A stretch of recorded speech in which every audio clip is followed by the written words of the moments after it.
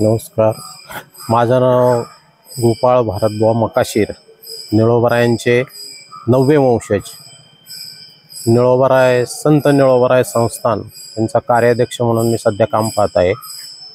तर निळोबारायांचे जे मुख्य 5 संत आहेत, ज्ञानेश्वर महाराज, एकनाथ महाराज, नामदेव महाराज आणि तुकाराम महाराज, शेवटचे संत निळोबाराय हे संत पंचक म्हणून ह्या संत वारकरी संप्रदायात हे मानले जातात.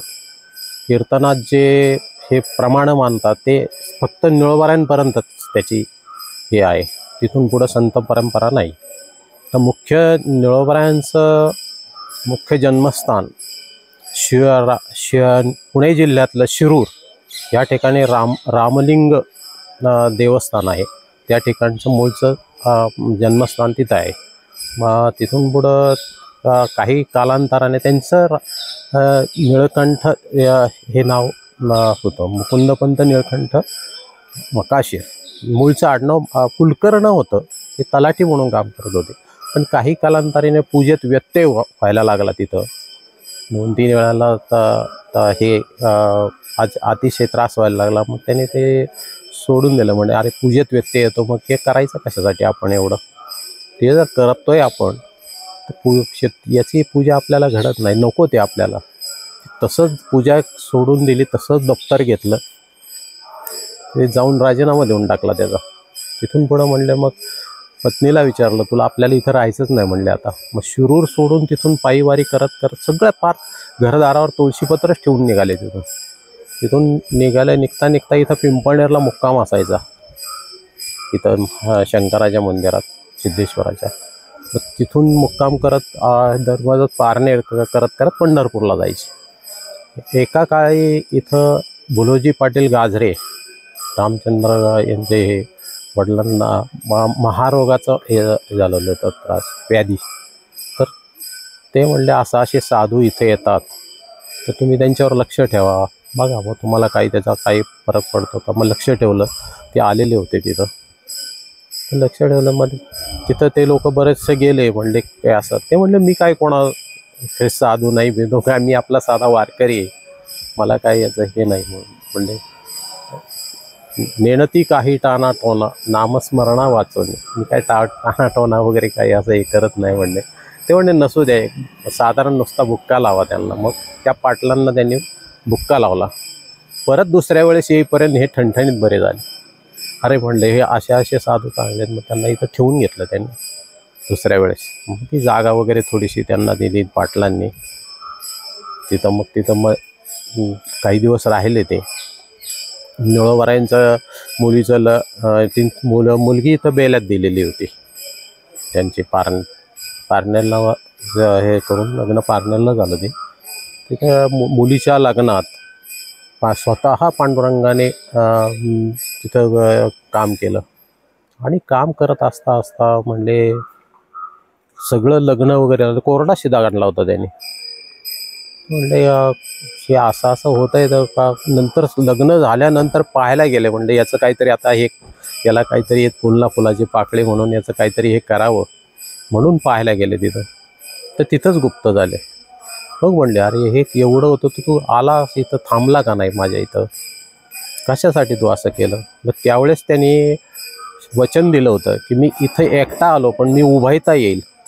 म्हणून एक दिवस असा हे करता करता दृष्टांत झाला. इथं तळेगावजवळ, शिक्रापूरच्या तळेगावजवळ विठ्ठलवाडी म्हणून आहे 5 किलोमीटरवर.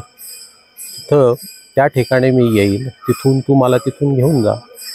दृष्टांत झाला. मी तिथं आलो आहे म्हणून इथून मोकळी पालखी नेली. तिथं दुसऱ्या दिवशी गावातले काही प्रतिष्ठित लोक हे ते वारकरी तिथं घेऊन जातं. तर त्या डोहात पाहिलं तर ह्या 2 मूर्ती हाताला लागल्या तिथं, विठ्ठल आणि रुक्मिणीच्या. तर त्या वरती काढल्या, वरती ठेवल्या. तर तिथं जागीरदार होत्या पूर्वीच्या बाई. ते गावकरी काय त्या मूर्ती देईनात. मूर्ती बघून ते म्हणले, नाही आमच्या मूर्तीत हे आम्ही देणार नाही. म्हणजे ठीक आहे, नसेल ना आम्ही आमचं हे तुमच्या मूर्ती चालतील आम्हाला. म्हणून मूर्ती उचलायला लागले. मूर्ती आणि खडक एकजीव झाले, ते कोणालाच हाले ना. अरे म्हणले, का असं कशासाठी? मग ते शरण आल्या, नाही तुमच्या मूर्ती तुम्ही घेऊन जा. मग निळोबारायांनी स्वतः प्रदक्षिणा घातली, नमस्काराला दोन्ही हातात 2 फुलासारख्या मूर्ती उचलल्या आणि पालखीत ठेवून इथं आणल्या. मग काही दिवस मूर्ती तशाच होत्या. मग नंतर यांना वाटलं की आता थोडंसं याला मंदिर असावं. मग पाटलांनी काही थोडीशी जागा दिली तिथं गावातच. गुलोजी रामचंद्र गाजरे पाटील जे होते गुलोजी, त्यांनी जागा दिली आणि मग त्या ठिकाणी ते मंदिराचं काम सुरू केलं. काही दिवस कालांतराने ते मंदिराचं काम अपूर्ण राहिलं. पैसा अभावी यांची वारीला हे गेले. तिकडे जाता जाता तिकडे स्वतः पांडुरंगाने गुलस्ताच्या याच्यात रूपात येऊन कोणाकोणाचे काय पैसे राहिले ते सगळे पैसे हे करून त्यांना काम पूर्ण करून घेतलं वरच्या चौथाऱ्यापर्यंत. आणि त्याचा जो वरचा जो कळ झाला त्यांच्या नातवाच्या वेळेस झालेला आहे तो. आणि तिथून नंतर मग हे करता करता पायीवारी करत असं दोघांनी पायीवारी केली तिथून. एवढं शिरूरला त्यांची जमीन होती. पुरंदराने 169 एकर जमीन त्यांना मिळालेली होती. पण संपूर्ण नको म्हणले आपल्याला, हे काही त्रास व्हायला लागला. काहीच नाही. पत्नीला विचारलं तू काय करणार, ते म्हणले तुम्ही जिकडे तिकडे मी, मलाही काही नको म्हणले. दोघंही पायीवारी करत सुटले. मग काही कालांतराने इथे थांबले. इथं ठेवून घेतलं पाटलांनी. बरंचसं हे करता करता संपूर्ण मग काही दिवस पारनेरला राहिले, पिंपळनेरला राहिले, वायरीला तिकडे हे करत. मग तिथं हे करता आमच्या घरात तिथं राहता वाड्यात एक छोटासा आड आहे. मुलीच्या लग्नाच्या नंतर काही पंक्ती वारकऱ्यांच्या तिथं यात उत्सवाच्या वेळेस येत होत्या. त्यावेळेस ते पूर्वी कसं असं तूप असायचं वाड्याला. तूप संपलं का आता काय करणार म्हणे ऐन वेळेस. निळोबारायांनी देवाला नमस्कार केला आणि आत जाऊन बादली सोडली वर आणि त्या बादलीने तूप काढून पंक्तीला वाढली. अशा त्या स्वयंभू मूर्ती दोन्ही आहेत. विठ्ठल रुक्मिणीच्या स्वयंभू मूर्ती त्या आजही तगायत तिथं आहेत. तो राहता वाडा आहे. आम्ही आत्तापर्यंत आमची 9वी पिढी आहे. आम्ही आत्तापर्यंत 300 वर्षापासून त्या संपूर्ण परंपराच्या आरती, पूजा आरती, काकड आरती, नैवेद्य हे संपूर्ण आजही त्या ठिकाणी चालू ठेवलं आहे. इथं फाल्गुन शुद्ध प्रतिपदा म्हणजे तसं तुकाराम बीज आणि निळोबाराय पुण्यतिथी दिवस एकच आहे. पण पूर्वीपासून त्याही वारकऱ्यांना इकडे यायला मिळावं आणि ह्याही वारकऱ्यांना तिकडं जायला मिळावं म्हणून हा 15 दिवसाचा कालावधी पूर्वीच्याच लोकांनी हे करून दिलेला आहे. म्हणून फाल्गुन वद्य प्रतिपदा तुकाराम बीज तुकोबारायांची आणि ही शुद्ध द्वितीया ही निळोबारायांची अशी यात्रा उत्सव इथं 3 दिवस असतो. तर इथं निळोबाराय संस्थांच्या आणि निळोबाराय सेवा मंडळाच्या वतीने दोघांच्याही विद्यमानाने पालखी सोहळा हा आमचे मित्र अशोकराव सावंत आम्ही अध्यक्ष म्हणून आहेत, मी कार्याध्यक्ष म्हणून आहे आम्ही, आणि इतर संस्थांचे काही विश्वस्त यांच्या वतीने सेवा मंडळाच्या वतीने 10 वर्ष झाली आता पालखी सोहळा मोठ्या प्रमाणात आमचा इथून पिंपळनेर ते पंढरपूर जातोय. संपूर्ण मानाच्या पालखीतला हा 9वा क्रमांकाचा पालखी सोहळा आहे. त्या ठिकाणी संपूर्ण शासकीय इतर ज्या पालखी सोहळ्यात ज्ञानोबाराय, तुकोबाराय यांना जे सगळ्या शासकीय सोयी सुविधा मिळतात त्या आम्हालाही मिळतात सगळ्या प्रमाणात. असा पालखी सोहळा संपूर्ण इथून जातो. इथं मोठ्या प्रमाणात आता अजून आता 10 कोटीची आमची कामं चालू आहे. तिथं एक भक्त निवास आहे, एक कार्यालयाचं काम चालू आहे. आता हा ओढा संपूर्ण कॉन्क्रिटीकरण करून घेतलं आहे. आता इथं आम्ही कायमस्वरूपी अन्नछत्र चालू होतं आहे आमचं पुढच्या वर्षीपासून. ह्या जेणेकरून आलेल्या प्रत्येक वारकऱ्यांची यांना सुविधा मिळावी याचे आम्ही प्रयत्न करत आहोत.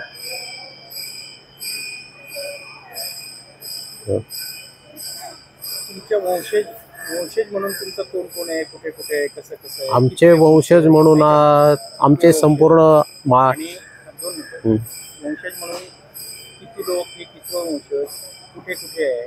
आता जे तुमचं तिथल्या ज्या मूर्ती आहेत तिथले उत्सव वगैरे हे जरा ते उत्सव म्हणजे याला धरून तेवढाच असतंय. आषाढी कार्तिकी यात्रा म्हणजे हीच असते. तसंच आमची निळोबारायांपासूनची 9वी पिढी, आम्ही 9वे वंशज. आमचे बरेचसे लोक काही पुण्यात आहेत, काही नगरमध्ये आहेत, काही शिरूरला आहेत, असे पांगलेले आहेत. पण परंतु काही कालांतराने काही इथं सुखसुविधाप्रमाणे ते परिसरात वेगवेगळ्या ठिकाणी यात्रा उत्सवाच्या काळात संपूर्ण येतात सगळेजण. पण आता सध्या सगळीकडं नोकऱ्याच्या दृष्टीने काही खेडेगावात यायला थोडंसं हे होतं. पण काही आता आपण एक जण सगळेच इथे येऊन थांबू नये काय करणार तर मी एकटा आता पाहतोय सगळं हे. तर इथं यात्रा असा फाल्गुन शुद्ध प्रतिपदाचा हा उत्सव असतो. आषाढी असते, कार्तिकी असतेला उत्सव, संक्रांतीला एक असतो आणि निळोबरायांची मेन माघवारी असते. पूर्वी माघवारी होती, तर त्याच्यात आम्ही माघवारीला पादुका घेऊन पंढरपूरला जात असतो. तर आमचा तिथं जुना मठ आहे, त्या जुना मठात आम्ही पादुका घेऊन तिथं आत्ता जातो. आणि आपला पालखी सोहळा जातो तो याला तिकडं जातो. आमचा तो मोठा आहे तिकडं सोलापूर रोडला, तिकडं मोठा आहे, तिकडं उतरतो आम्ही. तर त्या ठिकाणी उत्सवाच्या वेळेस जे जे लोक येतात ते सगळे आम्ही एकत्र करून संपूर्ण हा उत्सवाला मदत करतात सगळेच. अवश्यच रोजचं नैवेद्य, आरती, पूजा, शेज आरती, काकड आरती हे संपूर्ण पूर्वीपासून जे चालत आलेलं आहे ते आम्ही आज तागायत चालू ठेवलेलं आहे, नैवेद्यापासून संपूर्ण. आता जी प्रकाशन आहेत गाथा किंवा मालिका तुम्ही जे म्हणतात ना चरित्र, त्याच्याविषयी सांगा ना. कुणी केलं, जुनं कधी केलं, कुणी त्याच्यात PhD केले, कुणी पुस्तकं केली, संशोधनं केली, किंवा निळोबरायांच्या याचे पारायण करतात. हा, इथं गाथा पारायण होतात भरपूर. म्हणून स्पेशल म्हणून कोणी करतं. पुस्तकांविषयी, प्रसिद्ध झालेल्या साहित्याविषयी जरा सविस्तर सांगा. निळोबरायांच्या जीवनचरित्रावर अनेक लोकांनी इथं PhD केलेले आहेत. मूळचे एक यशवंत साधू उदगीरचे प्राध्यापक, त्यांनी प्रथम केली. खंदारकर म्हणतात. परत एक जोशी म्हणून होते, अजून नांदूरकर आहेत. आणि बऱ्याच 5-6 लोकांनी याच्यावर हे केलेलं आहे PhD. आणि मुळात बाबा महाराज सातारकर, मेन म्हणजे बाबा महाराज सातारकर इथल्या प्रासादिक म्हणून इथल्या प्रासादाचे आहेत. बाबा महाराज सातारकर आमच्या आजोबांच्या मांडीवर त्यांचं नाव, निळोबरायांच्या राहत्या वाड्यात मांडीवर नाव ठेवलेलं आहे. निळकंठ नाव आहे त्यांचं, बाबा महाराज सातारकरांचं. तर आमचे जे आजोबा होते एकनाथ महाराज, एकनाथ गोजाबा मकाशीर असं त्यांचं नाव होतं. त्यांच्या मांडीवर बाबा महाराजांचं नाव ठेवलेलं आहे. तर मूळचे इथलेच आहेत ते. मग त्यांचे बऱ्याच दिवसापासून चाललं होतं की त्यांना इथं त्यांच्या कुटुंबाला इथं एक सप्ताह करायचा होता. पण इथं काही सोयीसुविधा नव्हत्या. बऱ्याच 72 सालापासून ते मागं लागले होते, सोयीसुविधा नव्हतं. आत्ता 5-7 वर्षापूर्वी ते हे करून आम्ही त्यांची बऱ्याच हे करून आम्ही दोघांनी, बाबा महाराज आणि आम्ही दोघांनी काय केलं ते एकत्र करून, ते मला बोलले होते जाण्याच्या अगोदर. तसा मी दुधवरी म्हणून आहे तिथं लोणावळ्याचं, तिथं दुधवऱ्याला गेलो तिथं. आणि तिथं आम्ही दोघांनी मिळून सप्त्याचं नियोजन केलं इथलं. तर एक दिवस ठरवून आम्ही तिथं मग काय त्यांची सर्वांची कीर्तनं ठेवली. मग माना उत्पात होते त्या काळात, नामदेव शास्त्री होते, ढोक महाराज होते, ह्या लोकांची प्रवचने ठेवली. आणि त्यांची जी घरातली होती त्यांची सगळ्यांची कीर्तन, असा तो मोठा सप्ताह. खर्च संपूर्ण ते म्हणले होते मला, मी खर्च सगळा माझा आम्ही करणार कुटुंब. पण इथले पंचक्रोशीतले लोक काही ऐकणार. ते म्हणले नाही, आम्हाला त्याच्यात सामील व्हायचं. मग तो असं करता कसा प्रचंड मोठा इथं सप्ताह केला त्यांनी, अप्रतिम. म्हणजे त्याला परत असं हे होणंच नाही. त्याच्यानंतर ते थकले, परत काही त्यांच्या इकडे येणं नाही झालं. धुंडा महाराज देगलूरकर, दांडेकर मामा यांची प्रवचन या ठिकाणी आषाढी कार्तिकेला संपूर्ण. आता ह्या पालख्या ज्या पंढरपूरला जातात, काही संपूर्ण इकडं पिंपळ आळंदीला ज्या जाणारे आहेत पंढरपूरला, काही ज्यांना जमेल त्या मार्गे पिंपळनेर मार्गे जातात बऱ्याचशा पायी दिंड्या. इथं मुक्कामाला आलेल्या इथं संपूर्ण जेव्हा ज्या दिंड्या येतात तेवढ्यांची जेवणाची व्यवस्था, राहण्याची व्यवस्था सगळं संस्थांमार्फत केलं जातं. आता थोडंसं